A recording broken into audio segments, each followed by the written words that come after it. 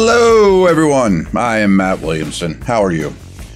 So, I kind of told you a lie. I forgot that I just didn't put two and two together, that this is a Monday night game. So, instead of this being my fifth and final podcast of the week, I'm going to do Steeler offense today, Steeler defense tomorrow, along with a prediction. And then I won't get back to you until Monday night. So you only get 4 next week, 6 this week. See what I'm saying? I guess you can figure that out.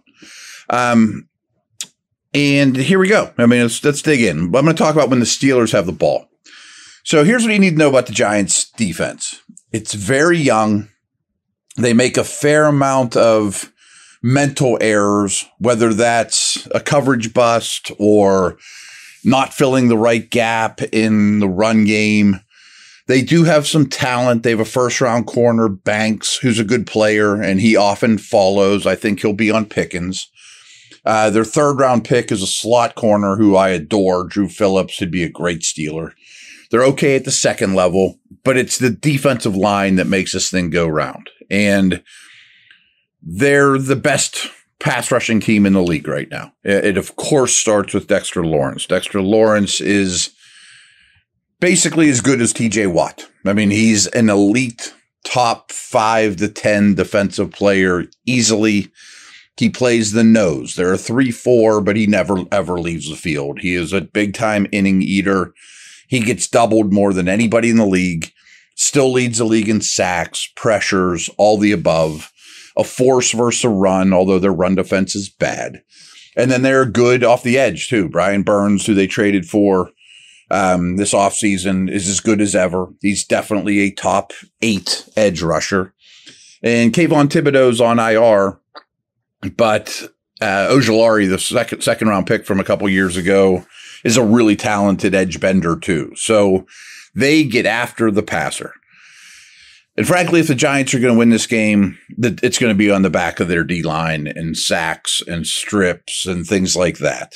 So anyway, Steelers averaged 6.3 yards per play last week.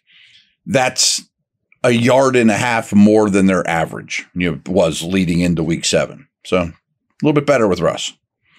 Pittsburgh's offense is passing the football on just 47% of the snaps. Only the Ravens are lower. The Giants' opponents throw the ball on 56% of their snaps. That's right in the middle. So teams aren't necessarily attacking this team heavy through the air or heavy through the ground. They're kind of bad in both, as you'll see. The Giants face 11 personnel at the league's highest rate. Now, the Steelers, as you know, are big 12, 13 personnel type of teams. So what teams are doing is they want to get them in their nickel and dime. They want to get 3 receivers on the field. I don't think the Steelers will change what they do all that much for that reason.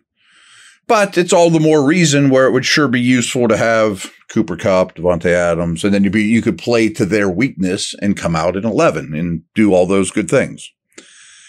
Russell Wilson was under center last week for 62% of his plays. That's the highest he's been under center since 2013. Worked pretty well. You're going to see more of that. Steelers passing game had 4 plays of 25 yards or more. In the previous 2 weeks, they just had 2 total. So the big plays were lacking, and they got back with Wilson in there. We'll see if it keeps up. Who knows? New York allows a 71% completion percentage. Only the Falcons and Cardinals are worse. They allow just under 180 passing yards per game, though. That's 6th best in the league. And their 5.4 yards per pass attempt allowed is 4th best. So teams are completing passes, just not for much against them. The Giants' average pass attempt comes just about almost exactly 6 yards downfield. Only the Falcons and Seahawks face a shorter average depth of target. People fear the pass rush. So if you don't see a lot of deep balls in this game, realize that's why. We do not want to hold the ball long. We don't want to drive it down the field because this pass rush does damage. Since 2016, Russell Wilson leads the NFL in completions, yards and touchdown passes, 20 or more yards downfield, with all quarterbacks that have had at least 250 attempts. So he is a really good deep passer. We know that. He has been his whole career. But do you really want to hold the ball for deep shots when the one thing that can beat you is the pass rush? That's just interesting to me. I'm not sure I know the answer, but I think the answer is get it out quick. This episode is brought to you by Bet Online, the world's most trusted betting platform and your number one source for everything football. From the NFL to college, Bet Online is every stat, every matchup, even live odds and spreads while the games are being played. When the game's over, head on over to the online casino and get in on a game of blackjack or poker or one of the over 150 slot games. Head to the website today and use promo code BELIEVE, all caps, BLEAV, and get in on the action. Bet Online. The game starts here.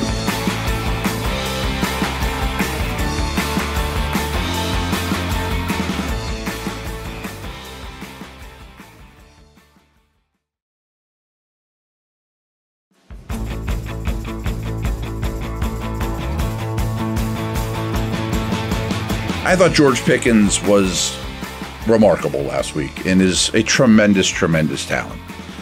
He averaged 3.8 yards per route run. He was the first receiver all year to reach 100 yards against the Jets. He's 7th in the NFL in target share, 3rd in air yard share. He had a 70% air yard share against the Jets, which is insane. Only DK Metcalf had more air yards in week 7. That was his highest average depth of target for the year at 18. So his average ball was 18 yards downfield thrown his way. Again, this is a Wilson stat. His yards per route run for the season is 7th best in the entire league. But his 7.6 targets per game is only 19th. And his 27 yard routes run per game is 58th. So 57 more wide receivers are running more routes than George Pickens.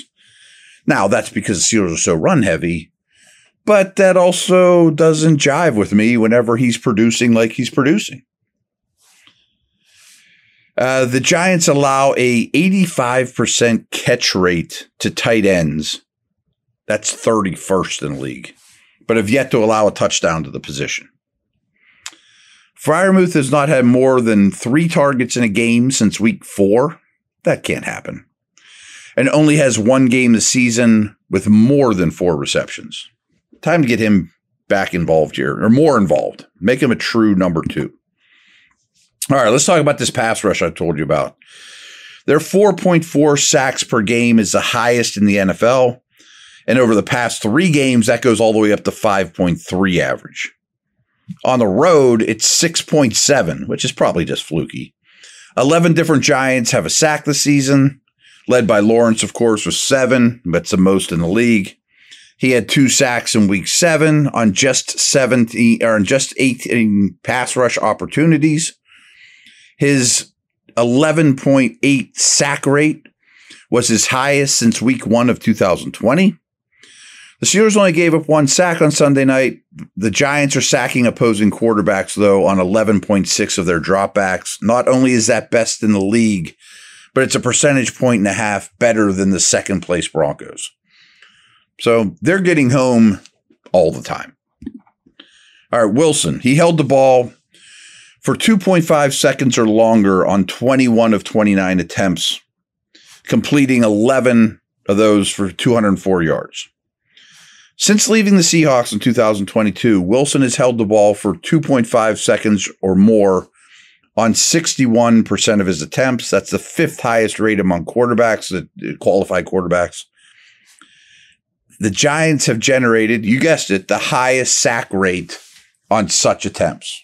So if you hold the ball 2.5 or longer, they get home 24% of the time. That's a big number. Only the Lions and Colts have used play actions on their pass attempts at a higher rate than the Steelers this year. Wilson led the league in passing yards off play action last week. He was 9 of 11 for 143 yards.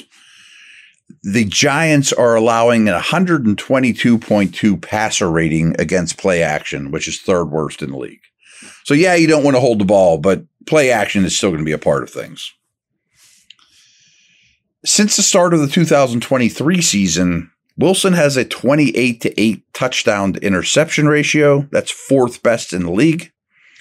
Quarterbacks against the Giants this season have an 8-1 ratio, second worst.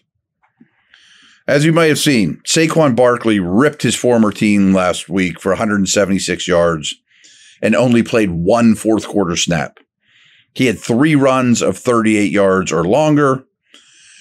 They allow a lot of big runs. Like, I don't think they're going to have a Barkley long touchdown, or, Najee's not as fast as Barkley. He's not as explosive, but I think the Steelers will break off long runs.